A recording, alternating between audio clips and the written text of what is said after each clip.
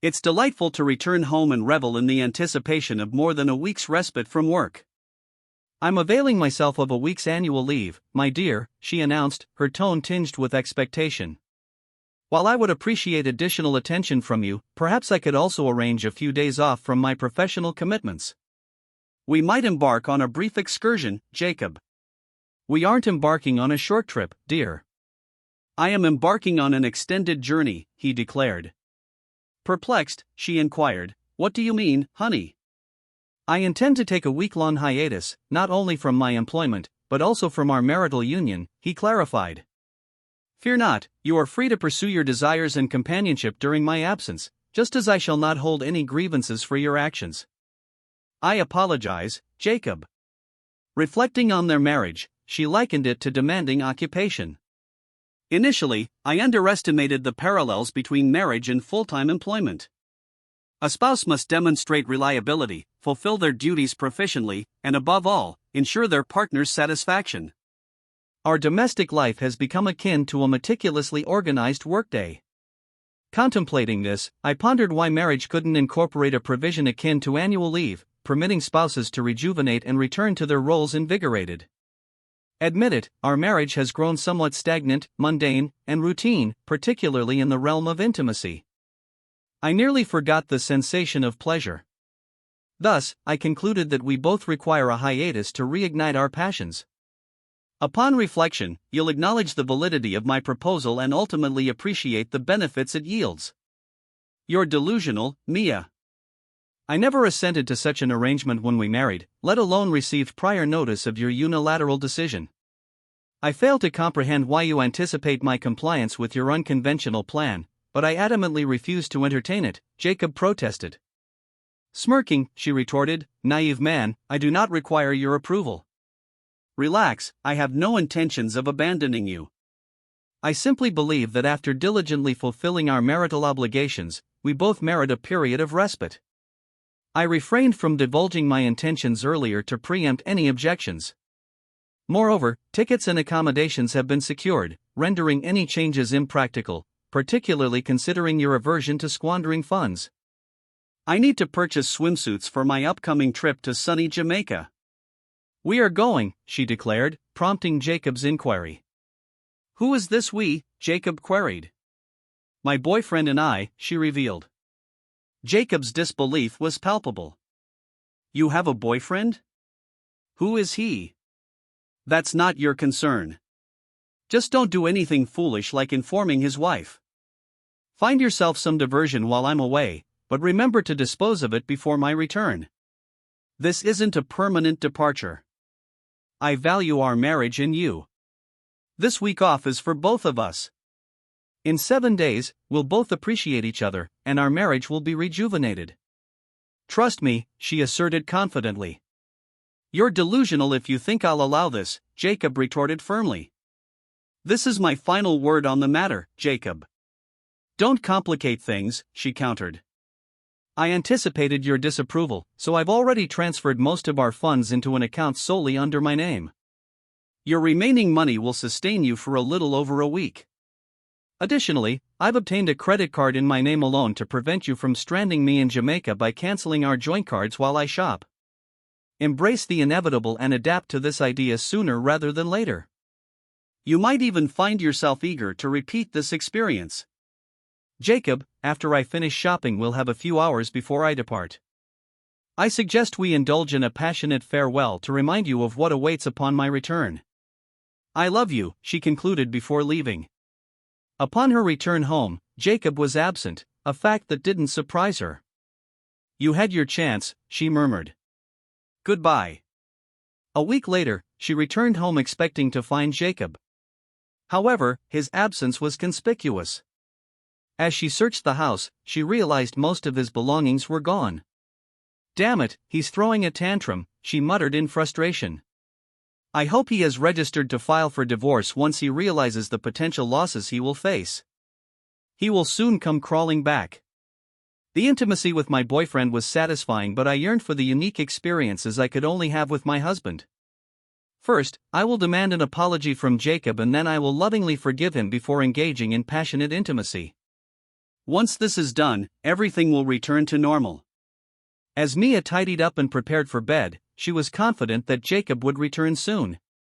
The journey had left her exhausted and she easily drifted off to sleep. When she woke up the next morning, she stretched in bed, momentarily forgetting that he was not there. Well, he will be back soon. As she went downstairs, she quickly noticed that the coffee she usually woke up to was not prepared, as it had been since she and Jacob got married. Without Jacob's assistance, she nearly ran late for work. Frustration began to build towards her stubborn husband. On her way to work, she attempted to call Jacob's cell phone only to receive a message stating that it was no longer in service. Damn, it seems like he wants to play games. Well, I can be just as cunning. I will make him pay for his obstinacy. Mia ended the call and dialed his work number.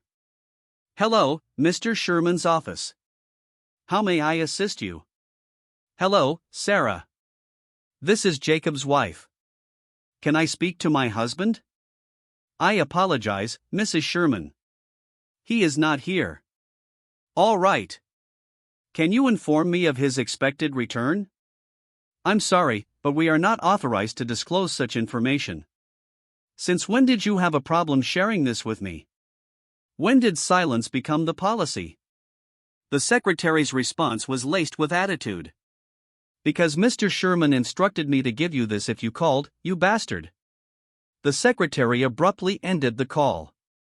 Perhaps Jacob has found someone to be intimate with, causing him to delay informing me about my annual leave. I hope he hasn't found someone to get close to so quickly. I suppose I was mistaken. Maybe he, too, has decided to take a break from our marriage. Well, good for him. Mia's momentary solace was abruptly shattered when her attempts to utilize her credit card at a restaurant were met with rejection and the ATM refused to dispense funds. Subsequent inquiries at the bank revealed a depletion of her personal accounts, leaving only a minimal balance. Perplexed, Mia sought clarification on how such transactions occurred without her consent. The Ministry of Internal Affairs disclosed that, according to bank records, she had provided written authorization herself. Presenting her file, the clerk displayed documents allegedly signed by Mia granting her husband access to her new accounts, along with a driver's license purportedly belonging to a woman identifying herself as Mia Sherman, an individual distinct from Mia who could verify her identity through her own driver's license. Despite Mia's fervent protests, her concerns were met with indifference. She was advised to pursue legal recourse and involve law enforcement if she believed she was a victim of fraud or identity theft. Incensed by the betrayal, Mia resolved to seek retribution. Subsequently, Mia lodged a report with the police, citing instances of fraud, identity theft, and forgery of her signature. Providing detailed information, she speculated on the potential whereabouts of her husband and his alleged accomplice. Despite thorough investigations conducted by both local law enforcement and the FBI, significant leads proved elusive. Hindered by financial constraints, Mia lacked the means to engage legal representation or private investigators, exacerbating her predicament as her financial resources dwindled rapidly. With limited options available, Mia resorted to reaching out to Jacob's acquaintances and family members, echoing the efforts of law enforcement. Yet her inquiries yielded uniform responses of ignorance or refusal to cooperate. Faced with the daunting prospect of maintaining the household and meeting financial obligations single-handedly, Mia contemplated the possibility of selling the jointly owned property. However, this avenue was impeded by the property's co-ownership status, exacerbating her financial dilemma. Due to your abandonment and the fact that you hadn't been gone for a sufficient amount of time, she was unable to file for divorce. Mia was informed that she could follow the usual legal procedures for divorce, but in doing so, she would risk losing her home. In order to start anew, the Ministry of Internal Affairs declared bankruptcy. It was on the day of moving that Mia received a letter. Mia, it seems that you were under the impression that I had no other option but to patiently wait for you to end your affair and return to me. Perhaps you have forgotten what I do for a living. I have been a defense lawyer for numerous counterfeiters throughout the years. I have come across many skilled individuals in the art of counterfeiting. I distinctly remember one woman who served her time and possessed exceptional counterfeiting abilities. In fact, she was so remarkable that I sought her out and requested her assistance. Initially, she believed that I was trying to set her up and prove that she was still involved in criminal activities.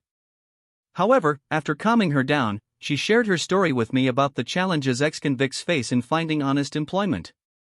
She was destitute and contemplating a return to a life of crime or even prostitution. To my surprise, she agreed to help me on the condition that I would take her with me and help her create a new identity. It only took one night spent with her to realize the potential of this arrangement.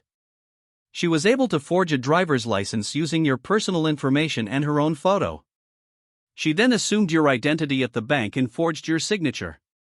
The resemblance was close enough that no one questioned it. None of the bank employees had ever met you personally, so the fact that she didn't resemble you physically was inconsequential. All that mattered was the authenticity of her fake ID.